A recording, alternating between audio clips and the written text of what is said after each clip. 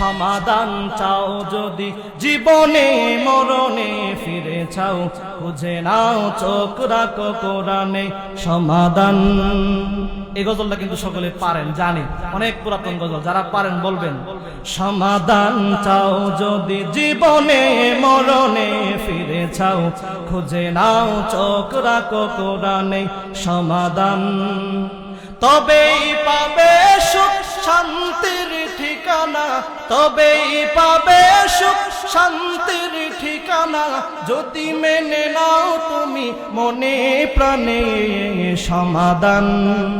বলেন, সমাধান চাও যদি জীবনে মরণে ফিরে চাও খুঁজে নাও চোখ রাখো কোরআনে সমাধান। ও সমাধান। এ যে চির অম্লান চির মুক্তির ডাক, এ যে মহাবাণী খোদারি কালামে পাক, এ তো চির অম্লান চির মুক্তির ডাক, এ যে মহাবাণী খোদারি কালামে পাক। এই দুনিয়া আর সেই দুনিয়া, এই দুনিয়া আর সেই দুনিয়া, মুক্তি পাবে তুমি দো জাহানে সমাধান। সমাধান চাও যদি জীবনে মরণে ফিরে চাও খুঁজে নাও চোখ রাখো কোরআনে সমাধান। এ বাণী সকলের নয় শুধু মুমিনের, যারাই চলবে মেনে ফল পাবে কোরআনের। এ বাণী সকলের নয় শুধু মুমিনের, যারাই চলবে মেনে ফল পাবে কোরআনের। ঘরে বলো কিংবা রাষ্ট্রে বলো, ঘরে বলো কিংবা রাষ্ট্রে বলো, অশান্তি দূর করে শান্তি আনে সমাধান। বলেন বলেন, সমাধান চাও যদি জীবনে মরণে ফিরে চাও খুঁজে নাও চোখ রাখো কোরআনে সমাধান। যাহার পরশ পেয়ে পাথর হলো সোনা, সন্দেহ বললেই যার একটি কোনা। যাহার পরশ পেয়ে পাথর হলো সোনা, সন্দেহ বললেই যার একটি কোনা। এ যে এক বিপ্লব পিছে পেলে যত সব, এগিয়ে বিপ্লব পিছে পেলে যত সব, এগিয়ে চলে এসে অগ্রপানে সমাধান। সমাধান চাও যদি জীবনে মরণে ফিরে চাও খুঁজে নাও চোখ রাখো কোরআনে। চিল্লায় বলেন ঠিক কিনা? হ্যাঁ আমার ফেরেশতারা শোনো, পৃথিবীর জমিনের মধ্যে যাও, জলদি করে পৃথিবীর জমিনের মধ্যে যাও। আমি দুনিয়ার জমিনের মধ্যে সর্বপ্রথম বাসিন্দা হিসাবে জিনদেরকে প্রেরণ করেছি, জলদি করে যাও। জিনেরা আমার কথা মানছে না, যেই জন্যে পৃথিবীর জমিনের মধ্যে তাদেরকে আমি প্রেরণ করেছি, সৃষ্টি করেছি, তারা সেটা ভুলে গেছে। যাও, জলদি করে যাও, তাদেরকে অদৃশ্য করে দাও, তাদেরকে হত্যা করে ফেলো। অনেক লম্বা ঘটনা। আল্লাহ সুবহানাহু ওয়া তাআলা অর্ডার পেয়ে ফেরেশতা দুনিয়ার জমিনের মধ্যে আসলো। এবার আপনাদেরকে প্রশ্ন করি, সর্বপ্রথম বাসিন্দা যদি জিনেরা হয়, আল্লাহর হুকুমে ফেরেশতারা দুনিয়ার জমিনের মধ্যে আসছে। এবার বলেন দ্বিতীয় বাসিন্দা কারা? কথা বলেন না, দ্বিতীয় বাসিন্দা কারা? ফেরেশতারা আসছে দুনিয়াতে। প্রথম ছিল জিনেরা, তারপরে আসছে ফেরেশতা। দলিল দিচ্ছি সামনে। যখন ফেরেশতারা আসলো দুনিয়ার জমিনের ভিতরে, সমস্ত জিনদেরকে অদৃশ্য করে ফেলল। আমি আলোচনা এইদিকে নিব না, শুধুমাত্র মূল পয়েন্টই বলবো। সমস্ত জিনদেরকে অদৃশ্য করে ফেলল, শুধুমাত্র একজন বাচ্চা বাকি ছিল, যার নাম ছিল ইবলিস। এটা আলোচনা অন্য দিক, শুধুমাত্র আপনাদেরকে বোঝানোর জন্য বলতেছি।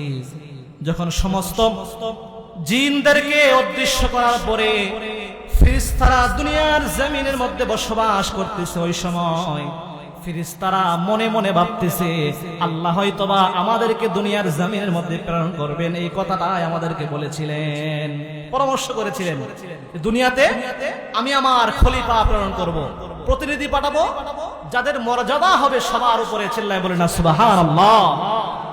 কয়েকদিন চলে গেল, আল্লাহ সুবহানাহু ওয়া তাআলা ডাকলেন, ওয়া ইয ক্বালা রাব্বুকা লিল মালাইকাতি ইন্নী জাইলুন ফিল আরদি খলিফা ক্বালু আতাজআলু ফিহা মান ইউফসিদু ফিহা ওয়া ইয়াসফিকু ad-দিমা ওয়া নাহনু নুসাব্বিহু বিহামদিকা ওয়া নুকদ্দিসু লাক قال إني أعلم ما لا تعلمون। ফেরেশতাদেরকে আবার ডাকলেন, বলে ও আমার ফেরেশতারা শোনো শোনো, وإذ قال ربك للملائكة إني جاعل في الأرض خليفة, আমি দুনিয়ার জমিনের মধ্যে আমি আমার প্রতিনিধি পাঠাবো, সেই সময় এখন চলে আসছে, চিল্লায় বলেন না সুবহানাল্লাহ। ডাকলেন ফেরেশতাদেরকে, বলেন শোনো, দুনিয়ায় আমি আমার খলিফা আমার প্রতিনিধি পাঠাবো, সেই সময় এখন চলে আসছে। ফেরেশতারা বলে ইন্নী জাইলুন ফিল আরদি খলিফা, আল্লাহ বলার পরে বলতেছে ওয়াইদ ক্বালা রাব্বুকা লিল মালাইকাতি ইন্নী জাইলুন ফিল আরদি খলিফা ক্বালু আতাজআলু ফিহা মান ইউফসিদু ফিহা ওয়া ইয়াসফিকু ad-দিমা ওয়া নাহনু নুসাব্বিহু বিহামদিকা ওয়া নুকদ্দিসু লাক। ইয়া আল্লাহ, আপনি কি তাদের মতো জাতি পাঠাবেন যারা দুনিয়ার জমিনের মধ্যে মারামারি করবে, ফিতনা করবে, ফাহিশাত করবে, মারামারি করবে, কাটাকাটি করবে? অথচ আল্লাহ, আমরা তো সব সময় আপনার জিকির করি, তাসবিহ করি, তাহলিল করি, চিল্লায় বলেন না সুবহানাল্লাহ। ফেরেশতারা বলতেছে, অনেক লম্বা আলোচনা। এখানে মনে মনে আরেকটা প্রশ্ন করেছিলেন আল্লাহ সুবহানাহু ওয়া তাআলাকে। মনে মনে প্রশ্ন ছিল, আল্লাহ আমাদেরকে কেন আপনি শ্রেষ্ঠ বানান না? দুইটা প্রশ্ন প্রকাশ্যে করেছেন, দুইটা প্রশ্ন সে আয়াতের মধ্যে আল্লাহ বলেন, দুইটা প্রশ্ন সরাসরি করেছে আমাকে। এক নম্বর প্রশ্ন ছিল, মালিক কাদেরকে পৃথিবীর জমিনের মধ্যে পাঠাবেন? তারা কি মারামারি করবে নাকি? তারা কি ফাসাদ সৃষ্টি করবে নাকি? সমাজের মধ্যে অশান্তি করবে নাকি? আবার আরেকটা বললেন, মালিক আমরা তো আপনার গুণগান গাই, আপনার তাসবিহ তাহলিল করি। এই দুইটা কথা আল্লাহকে সরাসরি বললেন। মুফাসসিরিনে কেরাম বলেন, মনে মনে ফেরেশতারা একটা প্রশ্ন করলেন, মালিক গো, আমরা তো কোনো গুনাহ করি না, কোনো কিছুই করি না, আপনি যা বলেন তাই করি, তাহলে আমাদেরকে আপনি শ্রেষ্ঠ প্রতিনিধি কেন বানান না? আল্লাহর কাছে যখন প্রকাশ্যে দুইটা প্রশ্ন করলো, গোপনে একটা প্রশ্ন করলো, আমার আল্লাহ সুবহানাহু ওয়া তাআলা অন্তরের খবর জানে। একজন চিল্লায় বলেন, তিনি কে? প্রকাশ্যে কথা জানেন তিনি কে, সামনের কথা জানেন তিনি কে, গোপনে সব কথা জানেন তিনি কে? আল্লাহ সুবহানাহু ওয়া তাআলা প্রকাশ্যের কথাও জানেন, গোপনের কথাও জানেন। আমার আল্লাহ সুবহানাহু ওয়া তাআলা জানায় দিলেন, হে আমার ফেরেশতারা শোনো, ক্বালা ইন্নী আ'লামু মা লা তা'লামুন। আমার ফেরেশতারা শোনো শোনো শোনো, আমি যা জানি তোমরা তা জানো না। আমি যা জানি তোমরা তা জানো না। এক কথায় উত্তর দিয়া দিলে লম্বা আলোচনা হয়ে যাবে, আমি আমার পয়েন্টের মধ্যে ঢুকতে পারবো না। খুব সংক্ষিপ্ত করে বলছি, আল্লাহ যে এই যে জানায়া দিলেন আমি যা জানি তোমরা তা জানো না, তখন ফেরেশতারা নিজেদেরকে একটু অনুশোচনা হলো যে হায় হায়, আমরা কি কোনো গুনাহ করে ফেললাম? আল্লাহ সুবহানাহু ওয়া তাআলা বলেছেন, অর্ডার করেছেন, সেখানে আমরা কথা বললাম, মনে হয় আমরা গুনাহ করে ফেলেছি।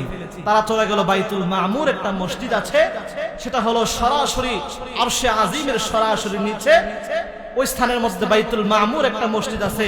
ওই মসজিদের ভিতরে জীবনে ফেরেশতারা একবার নামাজ পড়ার সুযোগ পায়, আর পড়তে পারে না। আর ওই সময় সংখ্যা থাকে 70,000, চিল্লায় বলি না সুবহানাল্লাহ। 70,000 ফেরেশতা একবারে ঢুকে নামাজ পড়ে আর ঢুকতে পারে না। যারা এই মজলিসে ছিল আল্লাহকে প্রশ্ন করেছিল, আল্লাহ রাগান্বিত অবস্থায় বলেছিলেন, ক্বালা ইন্নী আ'লামু মা লা তা'লামুন, আমি যা জানি তোমরা তা জানো না। তারা নিজেদেরকে মনে করলো তারা গুনাহ করে ফেলেছে, চলে গেল বাইতুল মামুরে, ওইখানে নামাজ আদায় করলো, আল্লাহর কাছে ক্ষমা চায়, মালিক আমাদেরকে ক্ষমা করে দেন, আমরা বুঝতে পারি নাই। আল্লাহ সুবহানাহু ওয়া তাআলা বলেন, হে আমার ফেরেশতারা, তোমাদের তো কোনো গুনাহ নাই, শোনো শোনো শোনো, আমার দুনিয়ার জমিনের মধ্যে এমন বান্দাদেরকে আমি প্রেরণ করব, ইচ্ছা করলে গুনাহ করতে পারবে, তাদের সমাজের মধ্যে থাকবে গুনাহময় সমাজ। তারা ইচ্ছা করলে গুনাহ করতে পারবে, গুনাহ হয়ে যাবে সহজ। তোমরা কোনো গুনাহ করো নাই, গুনার কোনো পাওয়ার দেই নাই, ক্ষমতা দেই নাই, এজন্য তোমরা গুনাহ করতে পারো নাই। কিন্তু মানুষদেরকে দুনিয়ার জমিনের মধ্যে প্রেরণ করা হবে, গুনাহ দিয়া গুনাহ করতে পারবে এমন পাওয়ার দিয়াই দুনিয়ার জমিনে প্রেরণ করা হবে। ওয়ালা বাইতিন উদিআ লিন-নাসি আল্লাযী বিবাক্কাতা মুবারাকান ওয়া হুদাল লিল আলামিন। চিল্লায়ে বলেন আল্লাহু আকবার। ইন্না আউওয়ালা বাইতিন উদিআ লিন-নাস, নিশ্চয় মানব জাতির জন্য সর্বপ্রথম, নিশ্চয়, ইন্না নিশ্চয়তার প্রাধান্য দেয়। ইন্না আল্লাহ নিশ্চয় বলেছেন, নিশ্চয় সর্বপ্রথম মানব জাতির কল্যাণের জন্য, মানব জাতির হেদায়েতের জন্য, মানব জাতির উত্তম কাজের জন্য সর্বপ্রথম ঘর আমি মক্কার মধ্যে সৃষ্টি করেছি। চিল্লায় বলে না সুবহানাল্লাহ। সর্বপ্রথম আল্লাহ সৃষ্টি করলেন দুনিয়ার জমিনের মধ্যে। আল্লাহ সুবহানাহু ওয়া তাআলা সর্বপ্রথম ঘর নির্মাণ করলেন, অর্ডার দিয়েছেন আল্লাহ, বানিয়েছে ফেরেশতারা। আল্লাহ সুবহানাহু ওয়া তাআলা দুনিয়ার জমিনের মধ্যে মানুষ দিলেন। দুনিয়ার জমিনের মধ্যে মানুষ দেওয়ার পর মানুষদেরকে চলার জন্য আল্লাহ সুবহানাহু ওয়া তাআলা আদম আলাইহিস সালাতু ওয়াস সালাম থেকে মুহাম্মদুর রাসূলুল্লাহ সাল্লাল্লাহু আলাইহি ওয়াসাল্লাম পর্যন্ত একটা দুইটা নয় 104 খানা কিতাব দিয়েছে। চিল্লায় বলেন সুবহানাল্লাহ। 104 খানা। দুনিয়া শুরু থেকে আজ পর্যন্ত মুহাম্মদুর রাসূলুল্লাহ, সকলেই পড়ি সাল্লাল্লাহু আলাইহি ওয়াসাল্লাম, উনি পর্যন্ত কিতাব দিয়েছেন 104টা। জোরে বলেন কয়টা? পিছনের বাইরা বলেন কয়টা? 104টা কিতাব দিয়েছেন। এবার আপনাদের কাছে প্রশ্ন করি, শুধু কি কিতাব দিয়েছেন নাকি এগুলো বুঝিয়ে দেওয়ার জন্য নবী দিয়েছেন? কথা কি বোঝা যায় নাকি ওর জন্য বোঝা যায় না? যদি বোঝা যায় তাহলে উত্তর দিয়েন। এখান থেকে শুধুমাত্র মনের একটা শান্তি নিয়ে গেলেন তাহলে কিন্তু চলবে না।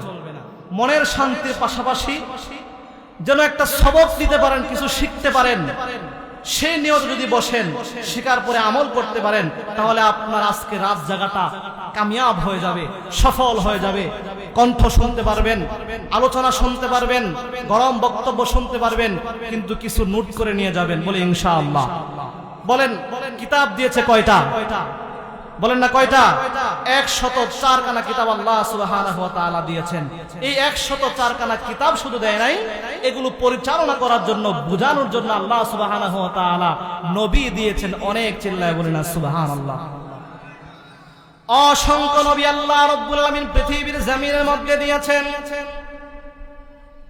আদম আলাইহিস সালাতু ওয়াস সালাম থেকে ঈসা আলাইহিস সালাতু ওয়াস সালাম পর্যন্ত আল্লাহ সুবহানাহু ওয়া তাআলা লক্ষ লক্ষ নবী দিয়েছেন। সুনির্দিষ্ট কয়জন নবী এটা কিতাবের মধ্যে উল্লেখ নাই। বলতে হবে অসংখ্য নবী। অসংখ্য নবী আল্লাহ রাব্বুল আলামিন পৃথিবীর জমিনের মধ্যে নাজিল করেছেন, প্রেরণ করেছেন। কাউকে নবী বলা হয়, আবার কাউকে রাসূল বলা হয়। তাদের কাজ ছিল সমাজের মধ্যে ইসলামের দাওয়াত দেওয়া। চিল্লায় বলেন ঠিক কিনা? তাদের কাজ হলো মানুষদেরকে বুঝানো। এই যে আদম আলাইহিস সালাতু ওয়াস সালাম থেকে ঈসা আলাইহিস সালাতু ওয়াস সালাম পর্যন্ত এই যে অনেক নবীদেরকে আল্লাহ সুবহানাহু ওয়া তাআলা দুনিয়ায় প্রেরণ করেছেন। এক একটা জাতির এক একটা নাম ছিল, এক একটা জাতির এক একটা কি ছিল? নাম ছিল। কারো নাম ছিল কওমে লূত, কারো নাম ছিল বনি ইসরাইল, কারো নাম ছিল ইহুদি, নাসারা।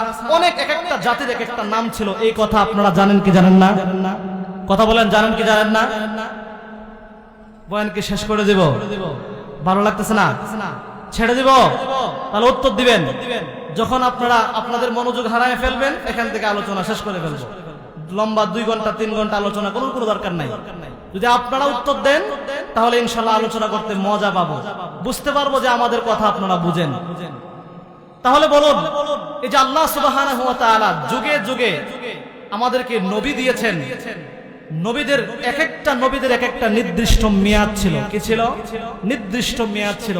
একজন নবী আসছে, একজন নবী আরেকজন নবীকে যখন নবুয়ত দান করা হয়েছে, ওই নবী এক্সপায়ার্ড, ওই নবীর মেয়াদ শেষ হয়ে গেছে। তারপর আরেকজন নবী আসছে, ওই নবীর মেয়াদ শেষ হয়ে গেছে। কিন্তু মুহাম্মাদুর রাসূলুল্লাহ সাল্লাল্লাহু আলাইহি ওয়াসাল্লাম যখন আসছে, ওনার মেয়াদ কি শেষ হয়েছে নাকি কিয়ামত পর্যন্ত থাকবে? চিল্লায় বলেন, কিয়ামত পর্যন্ত থাকবে নাকি থাকবে না? শুধুমাত্র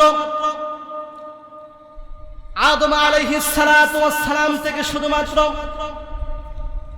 ঈসা আলাইহিস সালাতু ওয়াস সালাম পর্যন্ত এই যে লক্ষ লক্ষ নবীদেরকে আল্লাহ সুবহানাহু ওয়া তাআলা পৃথিবীর জমিনের মধ্যে প্রেরণ করলেন, আল্লাহর নবী ব্যতীত এক একজন নবীকে আল্লাহ রাব্বুল আলামিন এক একটা মুজিজা দিয়েছিলেন।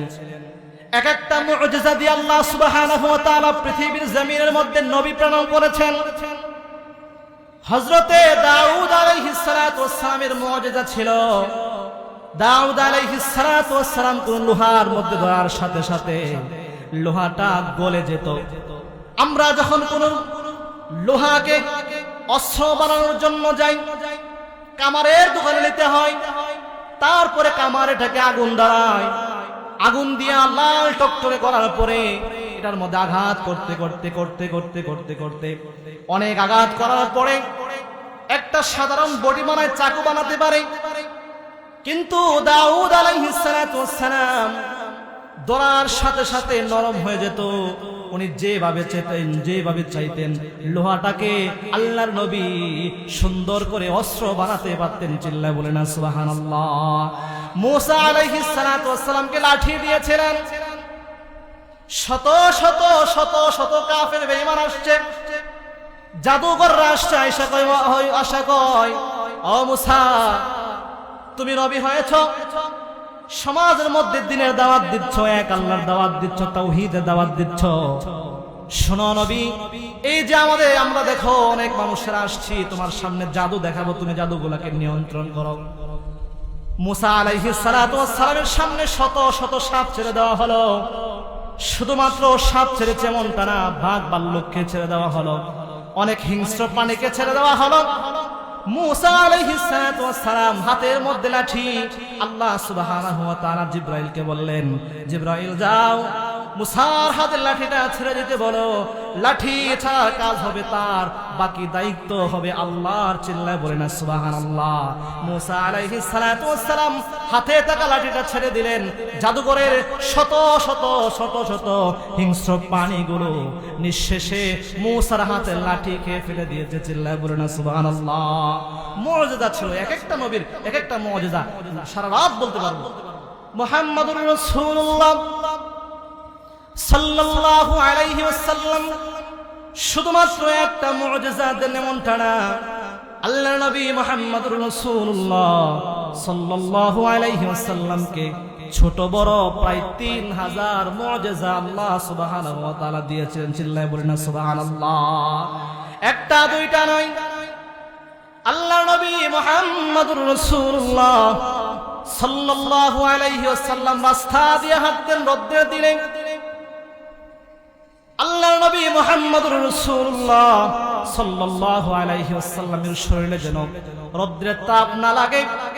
এক টুকরো মেঘ আল্লাহর নবীর মাথার মধ্যে আসলেন, আয়েশা আল্লাহর নবীকে ছায়া দেয় যেন আসমানের রোদ আল্লাহর নবীর চেহারা মুবারকের মধ্যে না লাগতে পারে।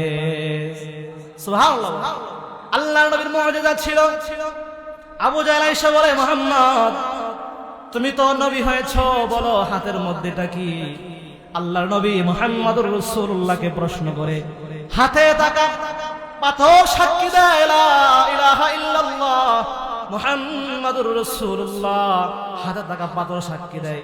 শুধুমাত্র তা নয়, সূরাতুল কামারের মধ্যে ঘটনা আছে, বিশ্বনবী মুহাম্মদুর রাসূলুল্লাহ সাল্লাল্লাহু আলাইহি ওয়াসাল্লাম যখন পূর্ণিমার চাঁদের রাতে আবু জাহল আয়েশা বলে, ও মুহাম্মদ তোমাকে এতদিন পর্যন্ত বারবার বিরক্ত করেছি, আজকে যদি একটা কাজ তুমি করতে পারো, আমাকে যদি ওই যে পূর্ণিমার চাঁদ দেখা যায় ওই চাঁদটা যদি দুইটা ভাগ করে দেখাইতে পারো মুহাম্মদ, আজকে তোমার হাতে হাত রেখে কালেমা পড়ে মুসলমান হয়ে যাব।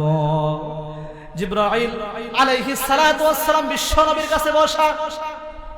আল্লাহ নবী মুহাম্মদুর রাসূলুল্লাহ সাল্লাল্লাহু আলাইহি ওয়াসাল্লাম তার কথা শুনে একবার খুশি হয়েছেন, আমার মনটা খারাপ, আসমানের চাঁদ আবার কি করে ভাগ করতে পারে?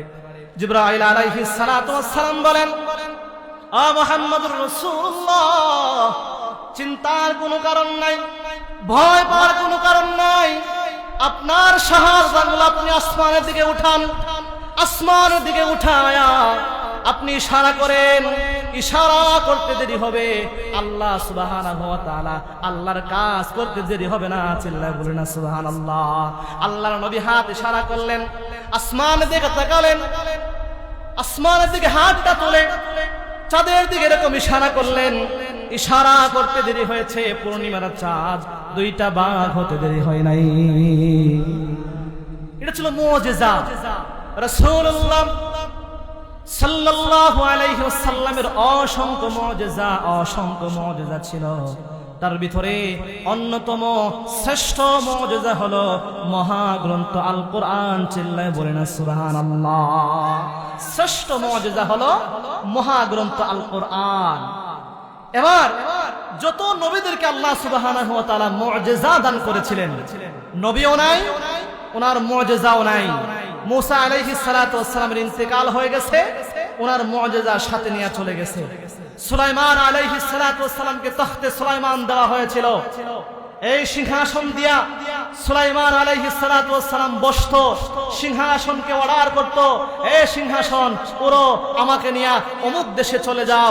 সিংহাসনকে অর্ডার করতে দেরি হতো, সিংহাসন উড়ে উড়ে উড়ে উড়ে সুলাইমান আলাইহিস সালাতু ওয়াস সালাম সহ ওনার গোটা মন্ত্রী পরিষদকে উড়ায়া উড়ায়া সিংহাসন নিয়ে যেত। চিল্লায় বলেন না সুবহানাল্লাহ। সুলাইমান আলাইহিস সালাতু ওয়াস সালাম ইন্তিকাল হয়ে গেছে, ওনার মুজিজাও চলে গেছে। দাউদ আলাইহিস সালাতু ওয়াস সালাম ইন্তিকাল হয়ে গেছে, ওনার মুজিজাও চলে গেছে। শুধুমাত্র মুহাম্মদুর রাসূলুল্লাহ সাল্লাল্লাহু আলাইহি ওয়াসাল্লামের ওয়াফাত হয়েছে, কিন্তু আল্লাহর নবীর মুজিজা সাথে নিয়ে যায় নাই। আমাদের জন্য উপহার স্বরূপ আমাদের জন্য কোরআনকে রেখে গেছে। চিল্লায় বলেন না সুবহানাল্লাহ।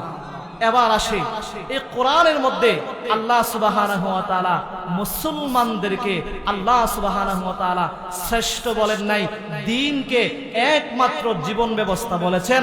আল্লাহ বলেন ইন্নাদ দীনা ইনদাল্লাহিল ইসলাম। চিল্লায় বলেন না সুবহানাল্লাহ। প্রথম কথার মধ্যে আসি, যুগে যুগে জাতি প্রেরণ করেছেন, জাতিদের মেয়াদ শেষ, কিন্তু মুহাম্মদুর রাসূলুল্লাহ সাল্লাল্লাহু আলাইহি ওয়াসাল্লামের উম্মতের কোনো মেয়াদ নাই। এই ইসলামের মেয়াদ কিয়ামত পর্যন্ত থাকবে। যতদিন পৃথিবী থাকবে, যতদিন এই বাট্টা আকাশের মধ্যে, যতদিন এই আকাশের মধ্যে সূর্য উদিত হবে, যতদিন আসমানে চাঁদ উঠবে, আল্লাহ সুবহানাহু ওয়া তাআলার কোরআনের আইন এই গোটা বিশ্বের কোথাও না কোথাও চলবে। চিল্লায় বলেন না ঠিক কিনা? এই কোরআনকে নিভিয়ে দেওয়ার জন্য, কোরআনকে ভুল ধরার জন্য অনেক মানুষেরা চেষ্টা করেছে কি করে নাই? কথা বলেন, করেছে কি করে নাই? এই কোরআনের ভুল ধরার জন্য কত মানুষ চেষ্টা করেছে। কেউ কি ভুল ধরতে পেরেছে? চিল্লায় বলেন, ভুল ধরতে পেরেছে? ডক্টর মরিস বুকাইল, আপনারা নাম শুনেছেন, সে কোরআনের ভুল ধরার জন্য কোরআন শিখেছিল, কিন্তু কোরআনের ভুল ধরতে গিয়া সে আল্লাহ সুবহানাহু ওয়া তাআলার প্রেমে মগ্ন হয়ে, কোরআনের প্রেমে মগ্ন হয়ে সে ইসলাম ধর্ম গ্রহণ করেছে। চিল্লায় বলেন না সুবহানাল্লাহ। তাহলে ইসলাম এমন একটা জীবন ব্যবস্থার নাম, ইসলামকে কেউ থামিয়ে দিতে পারবে না, ইসলামকে কেউ বন্ধ করে দিতে পারবে না। যুগে যুগে যুগে যুগে যত ধর্ম পৃথিবীর জমিনের মধ্যে আসছিল, অনেক ধর্মের মানুষেরা এক ধর্ম থেকে অন্য ধর্মে রূপান্তরিত হয়ে গেছে। যদি একটু বিপদ আসতো, তাহলে যেমন মুসা আলাইহিস সালাতু ওয়াস সালামের জামানায়, ঘটনা বলা আমার উদ্দেশ্য নয়, শুধুমাত্র একটু অল্প একটা কিছু বলবো। যেই কথাটা বলবো এটা হলো মূল পয়েন্ট। আপনারা কোরআন পড়লে জানতে পারবেন মুসা আলাইহিস সালাতু ওয়াস সালামের কাছে যে উম্মতরা ছিল, ওই উম্মতদেরকে আল্লাহ সুবহানাহু ওয়া তাআলা এত নাজ নিয়ামত দিয়েছেন, আদম থেকে মুহাম্মদ সাল্লাল্লাহু আলাইহি ওয়াসাল্লাম পর্যন্ত কোন উম্মতকে আল্লাহ রাব্বুল আলামিন এত নাজ নিয়ামত দেয় নাই, এত নাজ নিয়ামত দেয় নাই। তাদেরকে জান্নাতি মান্না সালওয়া খাবার দেওয়া হতো। তারা বলে ওয়াদাসিহা ওয়া বাসালিহা ক্বালা আতাস্তাবদিলুনা আল্লাযী হুয়া আদনা বিল্লাযী হুয়া খায়র। তারা বলে আমরা আদা চাষ করব, পেঁয়াজ চাষ করব, আমরা এগুলো চাষ করে তারপরে আমরা খাবো, আমরা মান্না সালওয়া খাবার আমরা খাবো না, এগুলো আমাদের দরকার নাই, আমরা আদা পেঁয়াজ এগুলো চাষ করব। এদেরকে এত নিয়ামত দিয়েছিলেন। এরা যখন মুসা আলাইহিস সালাতু ওয়াস সালাম উনি দাওয়াত দেয়, ওনাকে মানে না। বিশাল লম্বা ঘটনা, সূরাতুল বাকারাতে মুসা আলাইহিস সালাতু ওয়াস সালাম ঘটনা এত বেশি কোরআনে আসছে, আল্লাহু আকবার। আপনি পড়বেন আর ঘটনা জানতে পারবেন। তাদেরকে বলে তোমরা তো মানো না, তাহলে চলো আল্লাহকে দেখায় আনি। আল্লাহ সুবহানাহু ওয়া তাআলা দেখানোর জন্য উনি আবদার করলেন। আল্লাহ সুবহানাহু ওয়া তাআলা বলে, এই মুসা তুমি দেখতে পারবা না। অনেক লম্বা ঘটনা। যখন আল্লাহ সুবহানাহু ওয়া তাআলা একটু নূরের ঝলক পাহাড়ের মধ্যে ছাড়লেন, মুসা আলাইহিস সালাতু ওয়াস সালাম সহ সবাই বেহুশ হয়ে পড়ে গেছে। শুধু মুসা আলাইহিস সালাতু ওয়াস সালাম জীবিত ছিল, বাকি প্রায় অনেক মানুষেরা, ওনার উম্মতেরা মরে একবার জ্বলে পুড়ে ছারখার হয়ে গেছে। যখন জ্বলে পুড়ে ছারখার হয়েছে, ওইখান থেকে উঠছে, উঠার পরে আল্লাহ জীবিত করে দিয়েছেন। যখন অনেক লম্বা ঘটনা, আমার সময় প্রায় শেষের দিকে, মুসা আলাইহিস সালাতু ওয়াস সালাম জীবিত হয়ে দেখে তার উম্মত যেগুলা নিয়ে আসছিল সবগুলা মারা, সব মারা গেছে। বলে আল্লাহ, যে ঠেড়া উম্মত আমি পাইছি, এদেরকে নিয়ে আসছিলাম প্রমাণ দেওয়ার জন্য যে ইসলাম আছে, আল্লাহ আছে। এখন যদি এদেরকে ছাড়া আমি ওইখানে যাই, তাহলে সব মানুষেরা বলবে আমি এদেরকে হত্যা করে চলে আসছি, আল্লাহ এদেরকে জীবিত করে দেন। এরা জীবিত হলো, জীবিত হওয়ার পরেও এরা আল্লাহকে বিশ্বাস করলো। চিল্লায় বলেন নাউজুবিল্লাহ। আল্লাহ বলেন তোমরা ওইখানে যাও, এই যে এই জায়গার মধ্যে যাও, তোমরা এখানে গেলেই আল্লাহ সুবহানাহু ওয়া তাআলা তোমাদেরকে বিজয় দান করবেন। বাইতুল মুকাদ্দাসে যাও, বিজয় দান করবেন। তাও তারা গেল না। একটু আঘাত আসলো, তারা সরে গেল। মুসা আলাইহিস সালাতু ওয়াস সালামের উপরে আঘাত আসবে, তার সঙ্গী সাথীরা পলায়ন করে চলে গেছে। অনেক ঘটনা আছে, অনেক নবীদের সঙ্গ দেয় নাই। কিন্তু মুহাম্মাদুর রাসূলুল্লাহ, এই ইসলাম যে শ্রেষ্ঠ ধর্ম, কিভাবে শ্রেষ্ঠ ধর্ম? আমি প্রথমে বলেছিলাম একমাত্র কেবলমাত্র মনোনীত ধর্ম হলো ইসলাম, যেহেতু আল্লাহ বলেছেন ইন্নাদ-দীনা ইনদাল্লাহিল ইসলাম, এখানে কোনো কথা নাই। কিন্তু আমার উদ্দেশ্য হলো কোন মানুষের মতকে তুচ্ছ তাচ্ছিল্য না করা। যেহেতু সমাজের মধ্যে, গোটা দেশের মধ্যে, গোটা বিশ্বের মধ্যে প্রচলিত হয়ে গেছে ইসলাম শ্রেষ্ঠ ধর্ম। কিভাবে শ্রেষ্ঠ ধর্ম? একটু আপনি তাকায় দেখেন, বর্তমান বিশ্বের দিকে আপনি তাকায় দেখেন। মুসলমান যত নির্যাতিত, মুসলমান যত নিষ্পেষিত, মুসলমান যত অবহেলিত, মুসলমান যত লাঞ্ছিত, পৃথিবীর জমিনের মধ্যে আর কোন একটা ধর্মের মানুষ এরকম করে লাঞ্ছিত না। চিল্লায় বলেন ঠিক কিনা? মুসলমান লাঞ্ছিত। মুসলমানের কোরআনকে আগলা ধরার জন্য, এই কোরআনকে ভালোবাসার জন্য শত শত মানুষের জীবন দিয়েছে। এই কোরআন শুধুমাত্র এটা জীবন ব্যবস্থা, শুধুমাত্র জীবন ব্যবস্থা নয়। কোরআন হলো পৃথিবীর জমিনের মধ্যে, পৃথিবীর বাহিরে জান্নাত জাহান্নাম, আল্লাহর সৃষ্টি জগৎ যা কিছু আছে একটা কিতাবের মধ্যে দিয়েছেন। সেই কিতাবটার নাম হলো কোরআন। চিল্লায় বলে না ঠিক কিনা? সকল সমস্যার সমাধান যদি পেতে হয়, মহাগ্রন্থ আল কোরআন ছাড়া কোন রাস্তা খোলা নাই। আপনার মাথা থেকে পা পর্যন্ত, আপনার সামাজিক জীবন, রাষ্ট্রীয় জীবন, পারিবারিক জীবন, অর্থনৈতিক জীবন, যা কিছু পৃথিবীর মধ্যে আছে সব কিছু একটা কিতাবের মধ্যে আছে। এই কিতাবের মধ্যে সকল প্রশ্নের সমাধান পাওয়া যায়। চিল্লায় বলে ঠিক কিনা? সমাধান চাও যদি জীবনে মরণে, ফিরে চাও খুঁজে নাও চোখ রাখো কোরআনে সমাধান। এই গজলটা কিন্তু সকলে পারেন, জানি, অনেক পুরাতন গজল। যারা পারেন বলবেন। সমাধান চাও যদি জীবনে মরণে, ফিরে চাও খুঁজে নাও চোখ রাখো কোরআনে সমাধান। তবেই পাবে সুখ শান্তির ঠিকানা, তবেই পাবে সুখ শান্তির ঠিকানা, যদি মেনে নাও তুমি মনে প্রাণে সমাধান। বলেন, সমাধান চাও যদি জীবনে মরণে, ফিরে চাও খুঁজে নাও চোখ রাখো কোরআনে সমাধান। ও সমাধান।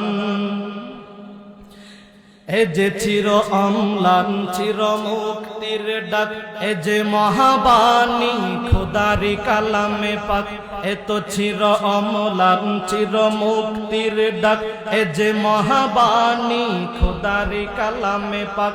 এই দুনিয়া আর সেই দুনিয়া, এই দুনিয়া আর সেই দুনিয়া, মুক্তি পাবে তুমি দো জাহানে। সমাধান সমাধান চাও যদি জীবনে মরণে, ফিরে চাও খুঁজে নাও চোখ রাখো কোরআনে। সমাধান এ বাণী সকলের নয় শুধু মুমিনের, যারাই চলবে মেনে ফল পাবে কোরআনের। এ বাণী সকলের নয় শুধু মুমিনের, যারাই চলবে মেনে ফল পাবে কোরআনের। ঘরে বলো কিংবা রাষ্ট্রে বলো, ঘরে বলো কিংবা রাষ্ট্রে বলো, অশান্তি দূর করে শান্তি আনে। সমাধান বলেন বলেন, সমাধান চাও যদি জীবনে মরণে, ফিরে চাও খুঁজে নাও চোখ রাখো কোরআনে।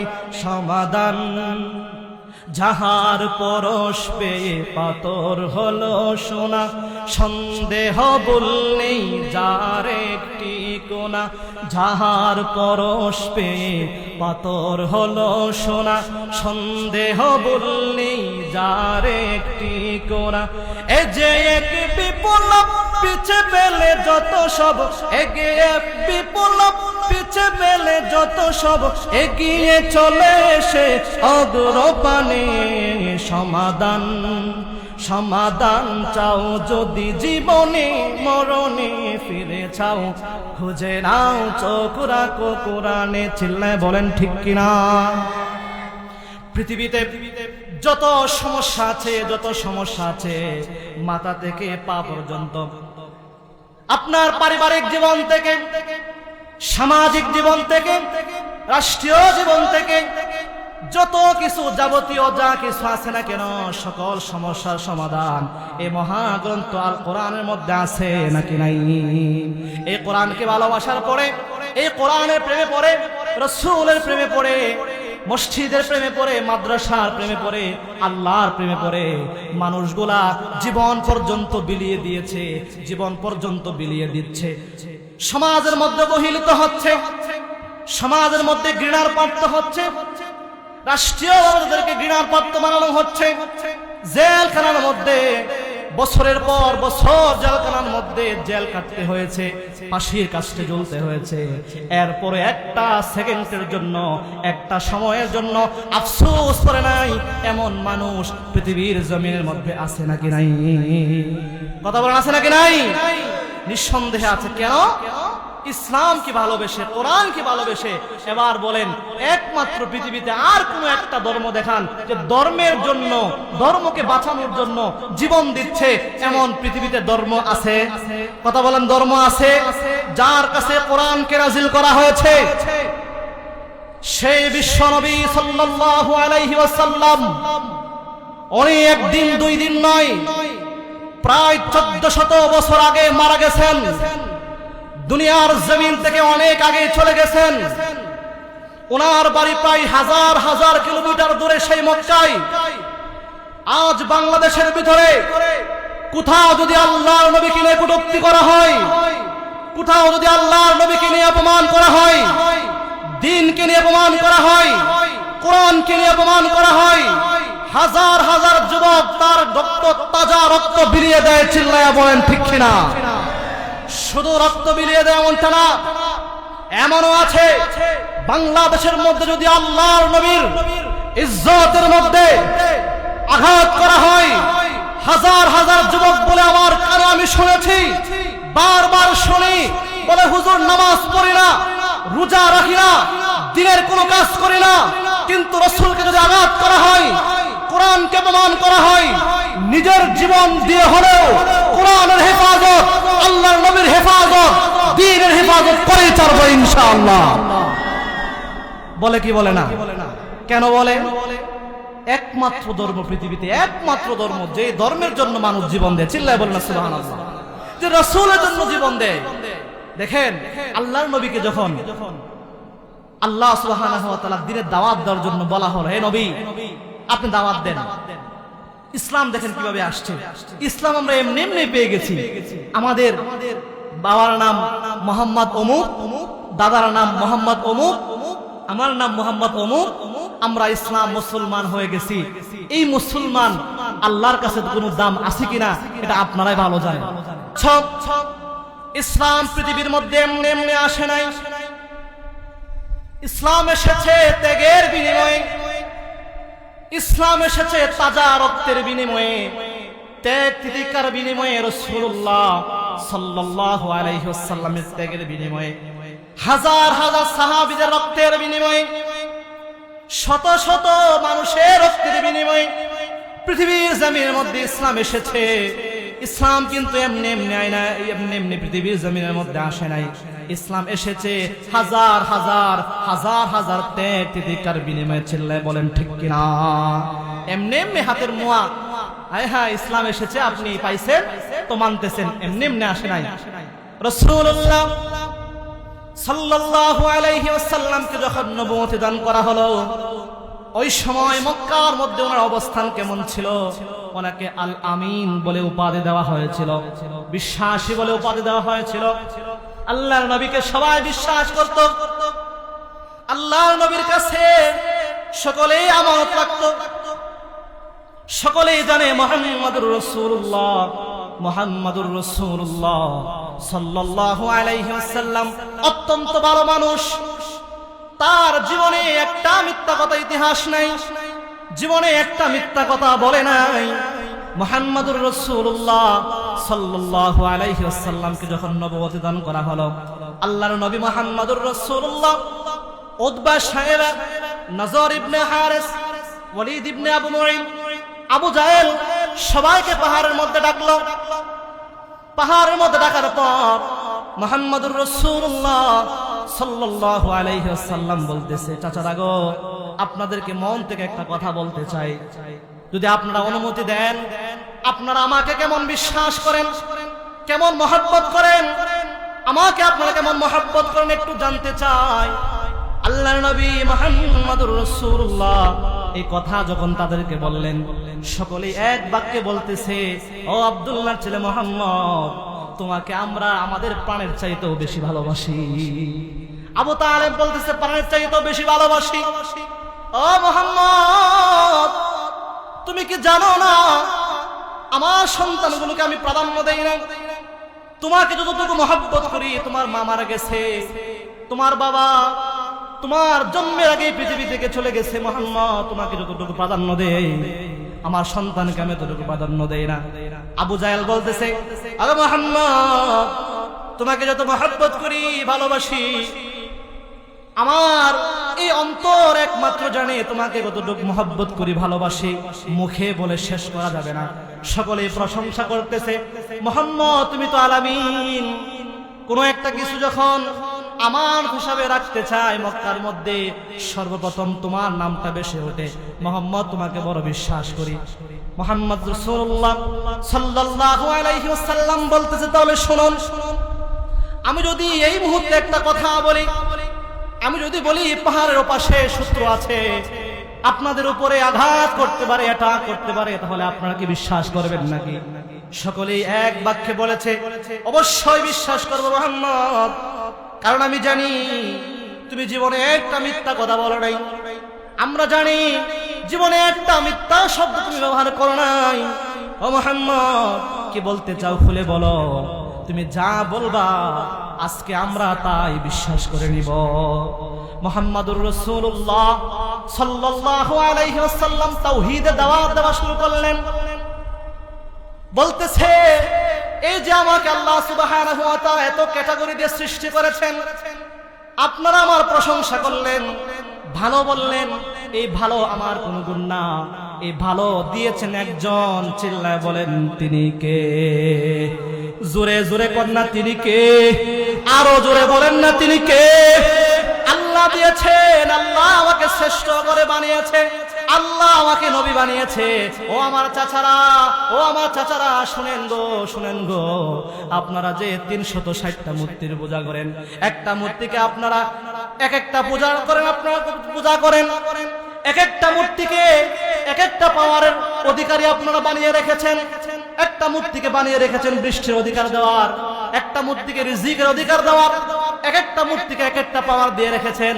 একটা দুইটা নয়, প্রায় 360টা মূর্তিকে এক একটা মূর্তিকে স্পেশাল ভাবে এক একটা পাওয়ার দিয়ে রেখেছেন।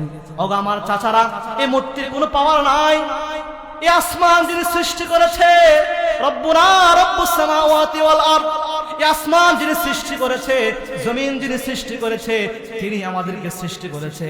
আপনারা পড়ে নিন, লা ইলাহা ইল্লাল্লাহু মুহাম্মাদুর রাসূলুল্লাহ। কালেমার দাওয়াত দিয়ে দিলেন, তাওহীদের দাওয়াত দিয়ে দিলেন, রিসালাতের দাওয়াত দিয়ে দিলেন, শিরক থেকে মুক্তা ফিরিয়ে নেওয়ার কথা বললেন। বলার সাথে সাথে বলতেছে, মুহাম্মদ তুমি কি পাগল হয়ে গেছো নাকি? তুমি এগুলা কি বলতেছ? এতক্ষণ পর্যন্ত যাদের মুখের মধ্যে প্রশংসার ফেনা ছিল, তারাই বলতেছে, মুহাম্মদ তুমি পাগল হয়ে গেছো, তুমি এখান থেকে জলদি করে চলে যাও। তুমি আমাদের রাগ ওঠার আগেই, আমাদের শরীরের মধ্যে রাগ ওঠার আগেই মুহাম্মদ তুমি জায়গা পরিত্যক্ত করো, এই জায়গা তুমি ছেড়ে দাও, জলদি করে মুহাম্মদ এখান থেকে সরে যাও, নয়তোবা আমাদের চাইতে খারাপ পৃথিবীর জমিনের মধ্যে কেউ হবে না। এবার বলেন, এতদিন পর্যন্ত ভালো ছিল, এতদিন পর্যন্ত কি ছিল? খুব ভালো, মুহাম্মদ আলামিন, মুহাম্মদ বিশ্বাসী, এই সেই অনেক কিছু, যে দিনের দাওয়াত দিয়েছে খারাপ হয়ে গেছে। চিল্লায় বলেন ঠিক কিনা?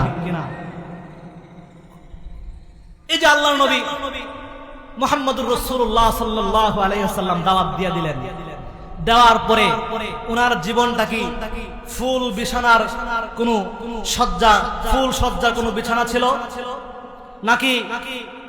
আল্লাহর নবী মুহাম্মদুর রাসূলুল্লাহ সেই শুরু থেকে একেবারে প্রায় 10 বছর পর্যন্ত নির্যাতনের স্ট্রিম রুয়ার আল্লাহর নবী মুহাম্মদুর রাসূলুল্লাহ সাল্লাল্লাহু আলাইহি ওয়াসাল্লামের উপরে চালানো হয়েছিল। চিল্লায় বলেন ঠিক কিনা? এখান থেকে যন্ত্রণা দেওয়া শুরু হয়েছে। আবু তালেবের জন্য শুধুমাত্র একটি স্যাক্রিফাইস হয়েছিল। উনি মারা যাওয়ার পরে এমন কোনো যন্ত্রণা নাই, এমন কোনো কষ্ট নাই আল্লাহর নবী মুহাম্মদুর রাসূলুল্লাহ সাল্লাল্লাহু আলাইহি ওয়াসাল্লামকে দেয় না। এবার আপনাদের কাছে প্রশ্ন করি, এই যে যন্ত্রণা কষ্ট আল্লাহর নবীকে দেওয়া হলো, বলেন তো আল্লাহর নবী কি একটা সেকেন্ডের জন্য ইসলাম থেকে একটু দূরে সরেছে নাকি? আল্লাহর নবী তো সরে নাই। সাহাবীদেরকে যখন দাওয়াত দিয়ে মুসলমান করেছে, সর্বপ্রথম আবু বকর সিদ্দিক রাদিয়াল্লাহু তাআলা মুসলমান হয়েছে, খাদিজাতুল কুবরা তাহেরা রাদিয়াল্লাহু তাআলা আনহা মুসলমান হয়েছে। এই যে তারা মুসলমান হলো, মুসলমান হওয়ার পরে তাদের উপরে এত নির্যাতন করা হলো। শুধুমাত্র তা নয়, নির্যাতন কেমন ভাবে করা হয়েছে আপনারা জানেন। হযরতে বেলাল রাদিয়াল্লাহু তাআলা আনহু, ওনাকে এত পরিমাণ নির্যাতন দেওয়া হয়েছিল। হযরতে খাব্বাব রাদিয়াল্লাহু তাআলা আনহু, হযরতে সুমাইয়া রাদিয়াল্লাহু তাআলা আনহু, উনি এবং ওনার সন্তান হযরতে আম্মার যখন মুসলমান হলেন, আম্মার রাদিয়াল্লাহু তাআলা যখন মুসলমান হলেন, বিশ্বনবী সাল্লাল্লাহু আলাইহি ওয়াসাল্লামের দরবারে আসা যাওয়া করে। আর আল্লাহর নবী মুহাম্মদুর রাসূলুল্লাহর প্রেমে পাগল, এমন ভাবে পাগল দুনিয়ায় দিক সেদিক হয়ে যাবে। এরপরেও আল্লাহর নবীর রওজা ছাড়বে না, আল্লাহর নবীর দরবার ছাড়বে না, আল্লাহর নবীর কাজ ছাড়বে না, আল্লাহর নবীর সঙ্গ ছাড়বে না। পৃথিবী এদিক সেদিক হয়ে যাবে, এরপরও সাহাবীরা একটা সেকেন্ড, একটা চুল পরিমাণ আল্লাহর নবীর কাছ থেকে, দ্বীনের কাছ থেকে, ইসলামের কাছ থেকে সরে নাই। চিল্লায় বলেন না সুবহানাল্লাহ। একটা সেকেন্ড সরে নাই। সুমাইয়া রাদিয়াল্লাহু তাআলা আনহু, ওনাকে যখন ইসলাম গ্রহণ করা হলো, ওনার সন্তান হযরতে আম্মার, উনি যখন ইসলাম গ্রহণ করলেন, দুইজনকে দুই পিলারের মধ্যে বাঁধলেন। দুইটা পিলারের মধ্যে বাঁধার পরে নির্যাতন করতেছে। নির্যাতন করার পরে হযরতে সুমাইয়া রাদিয়াল্লাহু তাআলা আনহাকে উলঙ্গ করা হলো। আম্মার ওনার সন্তান সামনাসামনি একটা বিলালের মধ্যে বেঁধেছে। হযরতে সুমাইয়া রাদিয়াল্লাহু তাআলা আনহা উনি আল্লাহর কাছে দোয়া করতেছে, মালিক যত নির্যাতন হোক, যত কষ্ট আমার জীবনের মধ্যে আসুক, মালিক গো একটা বার ঈমান হারা আমাকে করায়েন না। তার সন্তান নিজ দিকে তাকায় আছে, চোখ বন্ধ করে আছে, মার কষ্ট দেখতে পারতেছে না। মাকে অলঙ্গ করা হয়েছে, কোনো সন্তান দেখতে পারবে না। যন্ত্রণায়, আঘাতের যন্ত্রণায় আম্মা রাদিয়াল্লাহু তাআলা কি পরিমাণ কষ্ট করতেছে, কান্নাকাটি করতেছে, বারবার আঘাত করতেছে। সুমাইয়াকে বলা হলো, সুমাইয়া তোমার সন্তানের দিকে দেখো, তুমিও তোমার ঈমানটা অনেক মজবুত জানি, কিন্তু তোমার সন্তান কেবলমাত্র যুবক মানুষ, তার জীবনটাকে কেন তোমরা শেষ করছো? তোমার সন্তানকে হত্যা করা হবে, তুমি ঈমানটা ছেড়ে দাও। সুমাইয়া রাদিয়াল্লাহু তাআলা আনহা বলেন, আমার একটা সন্তান কেন, এরকম হাজারটা আম্মারকে আমি শহীদ করে দিতে পারি, এরপরও দিন থেকে, ইসলাম থেকে একটা সেকেন্ড, একটা চুল আমি সরব না। চিল্লায় বলেন না সুবহানাল্লাহ। চলে গেছেন আম্মার রাদিয়াল্লাহু তাআলার কাছে, হে আম্মার দেখো তোমার মাকে কত নির্যাতন করা হচ্ছে। সুমাইয়া রাদিয়াল্লাহু তাআলা আনহাকে উলঙ্গ করা হলো, আম্মার চোখ বন্ধ করে আছে, জোর করে চোখ থেকে চোখগুলো খোলা হলো। ওনাকে বলা হলো, তোর মার দিকে তুই তাকা, দেখ তোর মাকে বিভৎস করা হয়েছে। ওনার সন্তানের সামনে মাকে বিভৎস করা হলো। এর চাইতে কষ্টদায়ক বিষয় পৃথিবীর জমিনের মধ্যে হতে পারে না। আম্মা রাদিয়াল্লাহু তাআলা আনহা সেখান থেকে বারবার নিজ দিকে তাকায়, আবার মাথাটা কাফেররা তুলে দেয়, চোখগুলো বড় বড় করে এরকম করে টান টান করে ধরে রাখে, যেন মার শাস্তিগুলো দেখতে পারে। সুমাইয়া রাদিয়াল্লাহু তাআলা আনহাকে বর্ষার আঘাত দিয়া আবু জাহেল একটা দুইটা নয়, বারবার আঘাত করতে করতে শহীদ করে দেওয়া হয়েছে। এরপরেও ইসলাম থেকে একটা চুল সরে নাই। সুবহানাল্লাহ, একটা চুল সরে নাই, একটা বিন্দু পরিমাণ সরে নাই। আম্মা রাদিয়াল্লাহু তাআলা সরে নাই। এটা ছিল ঈমান, ইসলামের প্রতি ভালোবাসা, ইসলামের প্রতি মহব্বত। এই ধর্ম শ্রেষ্ঠ হবে না তো কোন ধর্ম শ্রেষ্ঠ হবে? শুধুমাত্র কি তাই? এরকম হাজার হাজার ঘটনা বলা যাবে, হাজার হাজার জজবা কি ছিল জিহাদের জন্য, ইসলামকে জিন্দা করার জন্য, ইসলামকে দুনিয়ার জমিনের মধ্যে প্রতিষ্ঠিত করার জন্য। ঈমান কেমন ছিল? হযরতে বেলাল রাদিয়াল্লাহু তাআলা আনহু এর ইতিহাস আপনারা কম বেশ সকলেই জানেন।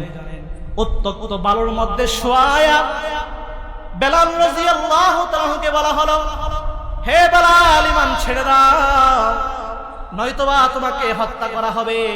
নির্যাতনের স্টিম রোলার ছাড়ানো হলো। হযরতে বেলাল রাদিয়াল্লাহু তাআলাকে উত্তপ্ত বালুর মধ্যে শোয়া, পিঠের মধ্যে বিশাল বড় পাথর চাপা দেওয়া হলো।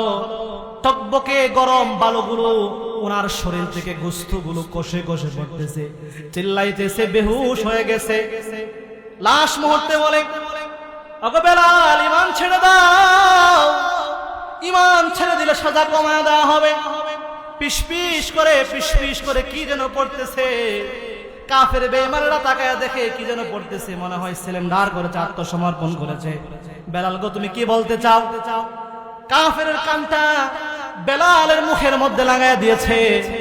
শুনে লাশ মুহূর্তে নাকি আত্মসমর্পণ করে, কিন্তু না না না, শেষ মুহূর্তে পড়তেছে আহাদ আহাদ আহাদ আহাদ আহাদ, চিল্লায় বলেন সুবহানাল্লাহ।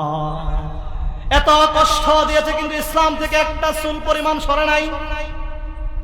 শুধুমাত্র তা নয়, পুরুষরা শুধুমাত্র নয়, মক্কার মহিলারা পর্যন্ত আল্লাহর নবী মুহাম্মদুর রাসূলুল্লাহ সাল্লাল্লাহু আলাইহি ওয়াসাল্লামের জন্য মদিনার মহিলারা পর্যন্ত পাগল ছিল। জিহাদের ডাক চলে আসছে। প্রতিদিন মসজিদ থেকে বেলাল আযান দেয়, হাইয়া আলাল ফালাহ,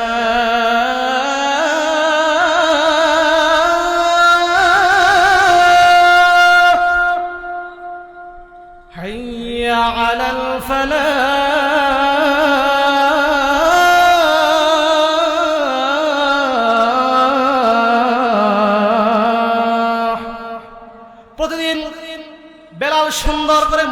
মধ্যে আযান দেয় হাইয়া আলাস সালাহ হাইয়া আলাল ফালাহ, কিন্তু একদিন বেলাল এমন করে আযান দেয় নাই। মসজিদ থেকে আযান আসছে, মিম্বর থেকে আযান আসছে, হাইয়া আলাল জিহাদ, হাইয়া আলাল জিহাদ, হাইয়া আলাল জিহাদ। সকল মানুষেরা সারিবদ্ধভাবে জিহাদে যাওয়ার জন্য রওনা করেছে। ছোট্ট একজন বাচ্চা আসছে জিহাদে যাওয়ার জন্য। পাশে দেখা যায় একজন মহিলা, দেখা যায় মহিলা সিরিয়ালের মধ্যে ছোট্ট বাচ্চাটাকে দাঁড় করায়া সে পাশে দাঁড়িয়ে, সে পাশে অপেক্ষা করতেছে। হঠাৎ করে আল্লাহর পয়গম্বরের একজন সাহাবী বলতেছে, ছোট মানুষদেরকে জিহাদের মধ্যে নেওয়া হয় না, যুদ্ধের মধ্যে ছোট বাচ্চাদেরকে নেওয়া হয় না, তুমি এখান থেকে তোমার বাচ্চাকে নিয়ে চলে যাও। সে বলে, না না না, শোনো কাহিনী কি হয়েছে। আমি যখন ঘরের মধ্যে কান্না করতেছিলাম, হুট করে আমার ছোট্ট সন্তানটা জিজ্ঞাসা করলো, মাগো আপনি কেন কান্নাকাটি করতেছেন না? ওগো আম্মা জান, আপনার কান্নাকাটি করার কারণ কি? আমি কি একটু জানতে পারি আপনি কেন কান্না করছেন? সে মা ডাক দিয়া বলে, বাবা গো, আমি কান্না করতেছি, তোমার বাবা জিহাদের ময়দানে যাওয়ার পরে শহীদ হয়ে গেছে। আমার বড় আশা ছিল তুমি সন্তান বড় হবা, বড় হওয়ার পরে জিহাদের মধ্যে যাবা, হয়তোবা শহীদ হয়ে যাবা, হয়তোবা শহীদ হয়ে আল্লাহর মেহমান হয়ে যাবা, আর নয়তো গাজী হয়ে আমার কুলের মধ্যে ফিরে আসবা। কিন্তু তুমি তো অনেক ছোট, জানি না আল্লাহ রব্বুল আলামিন আমার হায়াত এত দূর পর্যন্ত নেই কিনা, জানি না আমি এত দূর পর্যন্ত হায়াত পাই কিনা। তুমি এই মুহূর্তে তো জিহাদের মধ্যে যেতে পারবে না, আল্লাহর নবীর জন্য, ইসলামের জন্য যুদ্ধ করতে পারবে না। এই জন্য আমি আফসোসে কান্না করতেছি। সন্তান ডাক দিয়ে বলে, মাগো আপনি তো জানেন না, আমিও যুদ্ধের কথা শুনেছি, আমার মনের মধ্যে তামান্না আমি জিহাদের মধ্যে যাব, আমি শহীদ হব, নয়তোবা গাজী হয়ে তোমার কোলে ফিরে আসবো। চিল্লায় বলে না সুবহানাল্লাহ। সাহাবীকে বলতেছে, শুনুন, আমার বাচ্চা বলতেছে তার আকাঙ্ক্ষা যুদ্ধে যাবে, আমি কি করব? তার আকাঙ্ক্ষা দেখে, পূর্ণ আস্থা দেখে, স্পৃহা দেখে আমি আমার সন্তানকে নিয়ে আসছি যুদ্ধ করার জন্য। এখান থেকে সরানোর কোনো সিস্টেম নাই। আল্লাহর নবী মুহাম্মদুর রাসূলুল্লাহ সাল্লাল্লাহু আলাইহি ওয়াসাল্লাম গ্যাদারিং দেখে উনি আগে আসলেন। কি হয়েছে বলে, এরকম এরকম ঘটনা। ছোট্ট বাচ্চা যুক্তি দেয়, ইয়া রাসূলুল্লাহ, আমি দেখেছি আমার মা যখন চুলার মধ্যে আগুন দেয়, ছোট ছোট একদম নরম লাকড়িগুলো আগে দেয়, তারপরে আগুন দাও দাও করে জ্বলে উঠে, তারপর আগুন দাও দাও করে জ্বলে ওঠে। আমি ছোট, আমাকে জিহাদের মধ্যে নেন, যুদ্ধের মধ্যে নেন। ইয়া রাসূলুল্লাহ, যদি আমি শহীদ হয়ে যাই, আমার মৃত্যু দেখে সাহাবীদের রক্তের মধ্যে ঈমান টকবক করতে থাকবে, আর শত শত এই ঈমানের পাওয়ারে শত শত হাজার হাজার কাফেরকে দুনিয়ার জমিন থেকে জাহান্নামের মধ্যে প্রেরণ করে দিবে। চিল্লায় বলেন সুবহানাল্লাহ। আল্লাহর নবী কি পরিমাণ আকাঙ্ক্ষা দেখেন। শুধুমাত্র তা নয়, উহুদের যুদ্ধে নাফে ইবনে খাদেজ, একজন সাহাবীর নাম ছিল নাফে, সে ছিল ছোট। উহুদের যুদ্ধে যাওয়ার জন্য আল্লাহর নবী মুহাম্মদুর রাসূলুল্লাহ মক্কা থেকে কয়েকজন মানুষকে নিয়ে, প্রায় 1000 মানুষকে নিয়ে রওনা করছে। রাস্তার মধ্যে মুনাফিকের সর্দাররা চলে গেছে, আব্দুল্লাহ ইবনে উবাই। অনেক লম্বা ঘটনা, আমাকে সময় দেওয়া হয়েছে 6 মিনিট, আর হুজুর চলে আসছে। আমাকে যে সময় দেওয়া হয় সেই সময় আমি শেষ করবো ইনশাআল্লাহ, আর 1 মিনিট ওই দিক সেদিক হবে না। যখন অনেক লম্বা ঘটনা, খুব সংক্ষিপ্ত করে বলছি। আল্লাহর নবী মুহাম্মদুর রাসূলুল্লাহ সাল্লাল্লাহু আলাইহি ওয়াসাল্লাম উহুদের যুদ্ধে মানুষদেরকে, সাহাবীদেরকে প্রেরণ করলেন। সাহাবীদেরকে প্রেরণ করার পরে মদিনা থেকে একটু দূরে আসলেন পূর্ণ যাচাই বাছাই করার জন্য। আবার সাহাবীদেরকে ডাকলেন। সাহাবীদেরকে ডাকার পরে দেখে কিছু অল্প বয়স্ক ছেলে আছে, তাদেরকে বললেন, তোমরা অল্প বয়স্ক, তোমরা এখান থেকে চলে যাও। যাচাই বাছাই করা হলো। হযরতে নাফে রাদিয়াল্লাহু তাআলা আনহু, উনি উঁচা দেখানোর জন্য, বড় দেখানোর জন্য উনি ওনার স্বাভাবিক অবস্থায় দাঁড়ায় নাই, উনি ওনার পায়ের আঙ্গুলের মধ্যে দাঁড়ালেন। এরকম পায়ের আঙ্গুলের মধ্যে দাঁড়ায়া উনি এরকম করে কাতারের মধ্যে কাতারবন্দী হলেন। সাহাবী রাদিয়াল্লাহু তাআলা জিজ্ঞাসা করতেছে, হে নাফি, তুমি এরকম করে দাঁড়িয়ে আছো কেন? বলে, আমাকে কি একটু লম্বা দেখা যায় না? আপনারা যাদেরকে তাড়িয়ে দিয়েছেন তারা তো ছোট ছোট বাচ্চা ছিল, কিন্তু তাদের চাইতো আমি কিন্তু একটু বড়। আল্লাহর নবী তার যুদ্ধের আকাঙ্ক্ষা দেখে, জিহাদের আকাঙ্ক্ষা দেখে আল্লাহ নবী অনুমতি দিলেন, নেও তাকেও জিহাদের মধ্যে নেওয়া হোক। সে যখন নাফে রাদিয়াল্লাহু তাআলা যখন জিহাদের দিকে রওনা করেছে, আল্লাহর নবীকে বলে, ইয়া রাসূলুল্লাহ, আরেকজন ছোট্ট বাচ্চা ডাক দিয়ে কয়, ইয়া রাসূলুল্লাহ, আপনি যে নাফেকে জিহাদের মধ্যে নেওয়ার জন্য প্রস্তুতি গ্রহণ করেছেন তার নাম আপনি লিখাইছেন। আল্লাহর নবী গো, এই নাফেকে আমি কয়েকবার কুস্তির মধ্যে হারিয়েছি। চিল্লায় বলেন না সুবহানাল্লাহ। আল্লাহ রাসূল নাফেকে আপনি নিলেন, সে একটু উঁচা দেখা, সে একটু লম্বা দেখে নিয়ে গেছেন, কিন্তু আমি এরা কয়েকবার কুস্তির মধ্যে হারাইছি, আমাকে আপনি নিয়ে যান। বলে, সত্যি? আল্লাহ নবী খুশি হয়ে গেলেন। কি আকাঙ্ক্ষা দুনিয়ার জমিনের মধ্যে দিনকে প্রতিষ্ঠিত করবে, ইসলামকে প্রতিষ্ঠিত করবে, কি ভালোবাসা। বললেন, তাহলে কুস্তি লাগো। হযরত নাফেকে ওই বাচ্চা ছেলে হারায়া দিলেন। চিল্লায় বলেন সুবহানাল্লাহ। দুজনকে নেওয়া হলো। কি আকাঙ্ক্ষা ছিল, কি ভালোবাসা ছিল। বলেন, ইসলাম ছাড়া আর কোন ধর্মের প্রতি এমন আকাঙ্ক্ষার ইতিহাস আপনারা শুনেছেন? বলেন, শুনেছেন? তাহলে এই ধর্ম শ্রেষ্ঠ হবে না তো কোন ধর্ম শ্রেষ্ঠ হবে? মোহতারাম হাজরিন, এই ইসলামের মহব্বতে, ইসলামের ভালোবাসায় যারাই নিজেদের জীবনকে সাজিয়েছে তারাই হয়তোবা দুনিয়ায় সফল হয়েছে, নয়তোবা আল্লাহ সুবহানাহু ওয়া তাআলা সেই সময়, যে সময় কোন মানুষ পাশে থাকবে না, সকলে ইয়া নফসি ইয়া নফসি করতে থাকবে, ওই সময় তাকে আল্লাহ সুবহানাহু ওয়া তাআলা আরশে আজিমের ছায়াতলে ঠাঁই দিবেন এবং সর্বশেষ তাকে জান্নাতের বাসিন্দা বানায় দিবেন বলে ইনশাআল্লাহ। মোহতারাম হাজরিন, হয়তোবা বাঁচার মতো একদিন বাঁচবেন, প্রতিবাদ করে বাঁচবেন, লড়াই করতে হবে, প্রতিবাদ করতে হবে। ইসলামের যুগে কেউ যদি আঙ্গুল তোলে, আঙ্গুল ভেঙে ফেলতে হবে। চিল্লায় বলেন ঠিক কিনা? আঙ্গুল রাখা যাবে না, আঙ্গুল ভেঙে ফেলতে হবে, প্রতিবাদ করতে হবে। প্রতিবাদের ভাষা বড় সুন্দর, আপনারা দেখেছেন প্রতিবাদের ভাষা কেমন সুন্দর হয়। গত এক বছর আগেই তো 5 আগস্টের আগে আপনারা দেখেছেন না, 7 জন যুবক, আপনারা দেখেছেন প্রতিবাদের ভাষা কত সুন্দর। কয়েকজন যুবক প্রতিবাদ শুরু করেছিল, প্রতিবাদের ভাষা এত সুন্দর, একটা দেশের সরকারকে পরিবর্তন করে দিয়েছে। চিল্লায় বলেন ঠিক কিনা? শুধুমাত্র তা নয়, একা প্রতিবাদ শুরু করেছিল খলিফাতুল মুসলিমিন ওমর ফারুক রাদিয়াল্লাহু তাআলা। একা প্রতিবাদ শুরু করেছে, গোটা মক্কার কাফের বেঈমানদের মাথা নষ্ট হয়ে গেছে। চিল্লায় বলেন ঠিক কিনা? যতদিন বাঁচবেন প্রতিবাদ করে বাঁচবেন বলে ইনশাআল্লাহ, বলে ইনশাআল্লাহ। আল্লাহ সুবহানাহু ওয়া তাআলা দ্বীনকে ভালোবাসার তৌফিক দান করুক, সকলে বলেন আমিন। যেখানে দ্বীনের বিরুদ্ধে কথা হয়, ইসলামের বিরুদ্ধে কথা হয়, আপনারা প্রতিবাদ করবেন তো ইনশাআল্লাহ। আমাকে বিষয়বস্তু দেওয়া হয়েছিল ইসলাম কেন শ্রেষ্ঠ ধর্ম, ইসলাম কেন নয়, ইসলাম একমাত্র শ্রেষ্ঠ ধর্ম। চিল্লায় বলেন ঠিক কিনা? আল্লাহ বলেন ইন্নাদ দীনা ইনদাল্লাহিল ইসলাম। শেষ কথা হলো একমাত্র আল্লাহর কাছে মনোনীত ধর্ম হলো ইসলাম। ইসলাম ছাড়া আর কোন ধর্ম মানা যাবে না। আল্লাহ সুবহানাহু ওয়া তাআলা যে কথাগুলো বললাম আমাকে সহ আপনাদেরকে বুঝার তৌফিক দান করুক, সকলে বলেন আমিন। মোহতারাম হাজরিন, সুদূর নরসিংদী থেকে এসেছি, আপনাদের ব্যবহার, আয়োজন অনেক ভালো লেগেছে। আমার পাশে যিনি বসা প্রধান আকর্ষণ ভাই খুব সুন্দর আলোচনা করেন, অত্যন্ত সুললিত কণ্ঠে আলোচনা করেন। ওনার আলোচনা ইনশাআল্লাহ শুনে তারপরে ইনশাআল্লাহ আপনারা যাবেন বলে ইনশাআল্লাহ। আল্লাহ সুবহানাহু ওয়া তাআলা আমল করার তৌফিক দান করুক। আমার জন্য দোয়া করবেন, আপনাদের ভালোবাসা ইনশাআল্লাহ আমার মনে থাকবে, আপনাদের জন্য ইনশাআল্লাহ দোয়া করি। আল্লাহ আপনাদেরকে কবুল করুক। ওয়া আখিরু দাওয়ানা আলহামদুলিল্লাহি রাব্বিল আলামিন। আসসালামু আলাইকুম ওয়া রাহমাতুল্লাহি ওয়া বারাকাতুহু।